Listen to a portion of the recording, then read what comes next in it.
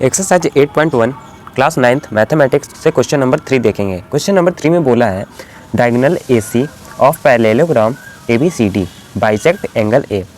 कोई पैरेललोग्राम है ABCD जिसमें डायगोनल AC जो है वो एंगल A को बाइसेक्ट कर देता है। बाइसेक्ट करने का मतलब होता है दो बराबर भागों में डिवाइड कर देना, यानी कि ये वाला अगर x है तो ये वाला भी x हो जाएगा। ठीक है, यहाँ तक समझ में आया? यानी कि ये वाला एंगल बराबर है इस वाले एंगल के, ये दोनों एंगल आपस में बराबर हैं। ठीक है सर। फिर इसके बाद बोला है so that it bisect angle C also, यानी कि जो डायगोनल AC है वो एंगल C को भी दो बराबर भागों में डिवाइड करता है, ये हमको बताना है, प्रूफ करना है। तो यानी कि दो बराबर भागों में डिवाइड करता है, यानी कि ये वाला पार्ट इस वाले पार्ट के बराबर होगा। ठीक है सर, ये हमको प्रूफ करना है। पहला काम ये रहा हमारा। दूसरा काम ये है कि ABCD इज ए रोम्बस, ये हमको प्रूफ करना है। तो पहले हम पहला काम देखते हैं जो भी हमें करना है। ठीक है, पहले काम में हमें ये करना है कि AC डायगोनल एंगल C को बाइसेक्ट करता है, पैरेललोग्राम हमको दिया है। ठीक है सर, इसको सॉल्व करते हैं। पहले केस में हमको प्रूफ करना है कि एंगल, अगर ये वाला एंगल DCA वाला एंगल बराबर हो जाए BCA वाले एंगल के, तो हम बोल देंगे कि diagonal AC bisect angle C। ठीक है, तो हमें प्रूफ क्या करना है कि DCA बराबर है एंगल BCA के। ये दोनों एंगल हमको बराबर दिखाने।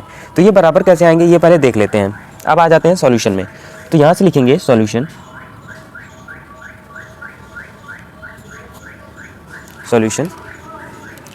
में क्या करेंगे, यहाँ से देखो पैरेलल लाइंस की मदद से हम इसको सॉल्व कर देंगे और इसको प्रूफ कर देंगे। अब ध्यान से देखने की जरूरत है आपको।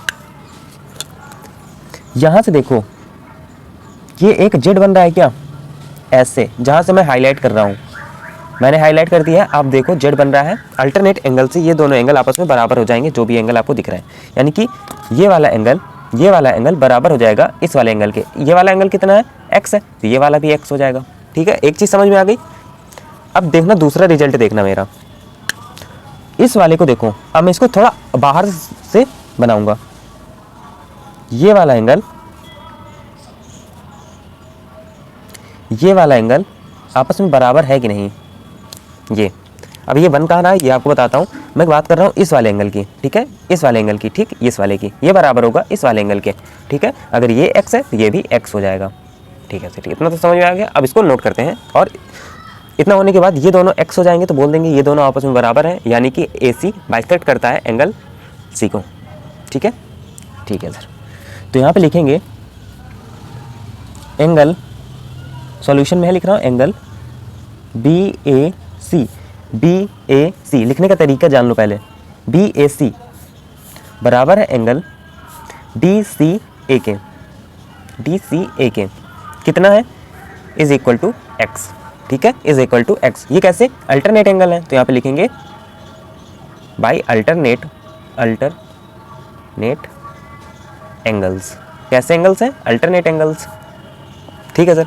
अब इसी तरह सेम चीज एंगल DAC, कौन सा एंगल, DAC बराबर होगा किसके, एंगल BCA के। कितना, x के बराबर। अब इसका रीजन क्या होगा, इसका भी रीजन होगा alternate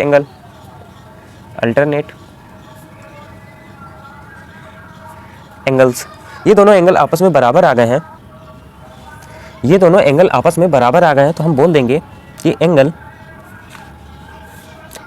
DCA is equal to angle BCA। ठीक है, ये चीज़ हमको मिल गई, ये चीज़ हमको प्रूव करनी थी। ये दोनों x आ गए, इज इक्वल टू x भी लिख सकते हैं, x। सो यहाँ पे लिखेंगे so diagonal AC bisect angle C। किसी भाई को अगर नहीं समझ में आ रहा हो तो थोड़ा बैक कर लेना और समझने की कोशिश करो। ठीक है, so diagonal AC bisect angle C, क्योंकि दोनों को बराबर भाग में डिवाइड कर दिया, x हो गया। अब x कहाँ से आया, यहाँ से अल्टरनेट प्रॉपर्टी से, मैंने हाईलाइट करके भी आपको दिखाया है। ठीक है, तो पहला पार्ट हमारा सॉल्व हो गया, यही था हमारा पहला पार्ट। पहले पार्ट का ये आंसर हो गया। ठीक है, अब आते हैं इसी के सेकंड पार्ट में। सेकंड पार्ट में हमको ABCD को, क्वाड्रिलेटरल ABCD को क्या प्रूफ करना है, रोम्बस प्रूफ करना है। रोम्बस, सबसे पहली बात रोम्बस होता क्या है। रोम्बस एक ऐसा क्वाड्रिलेटरल होता है जिसकी सभी साइड्स बराबर होती हैं। ठीक है, जिसकी सभी साइड बराबर हो। ऐसा पैरेललोग्राम जिसकी सभी साइड बराबर हो वो हमारा रोम्बस कहलाता है। ठीक है, पैरेललोग्राम का मतलब होता है अपोजिट साइड बराबर, यानी कि ये साइड इसके बराबर है और ये साइड इसके बराबर है, ये होता है पैरेललोग्राम। ठीक है, तो पैरेललोग्राम में हमको पहले से दे रखा है कि ये साइड आपस में बराबर रहती हैं, तो इनको हम साइड में बॉक्स बना के लिख लेते हैं पहले।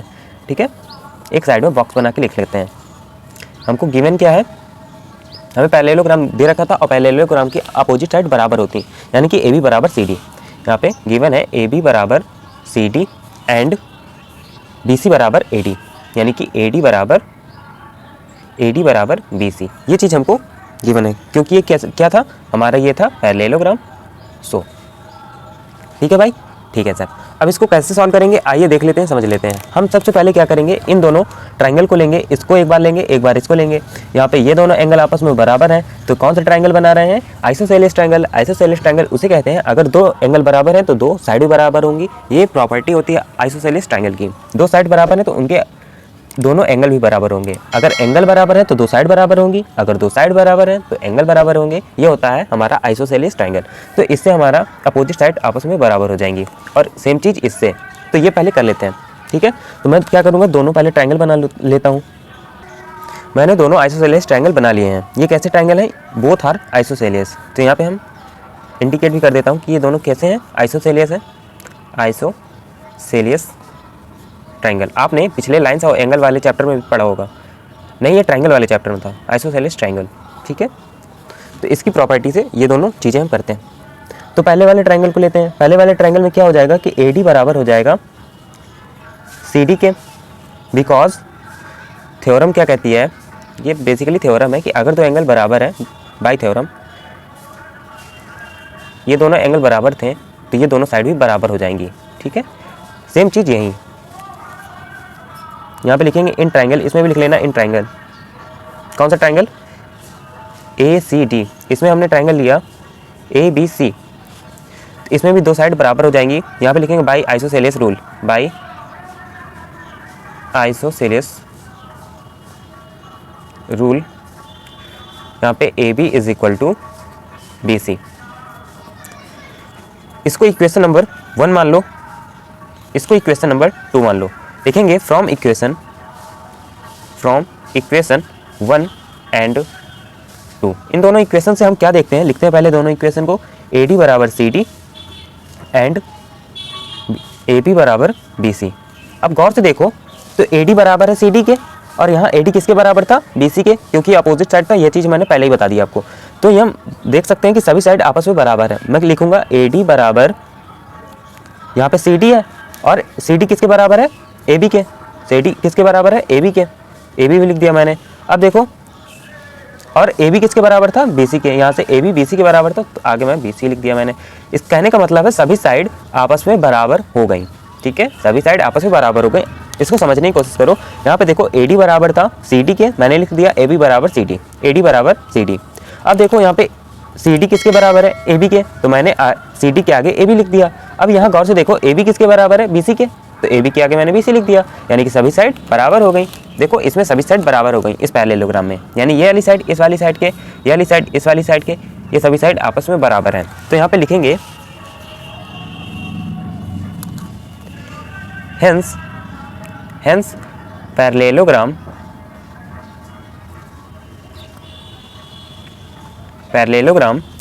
ABCD with all sides equal is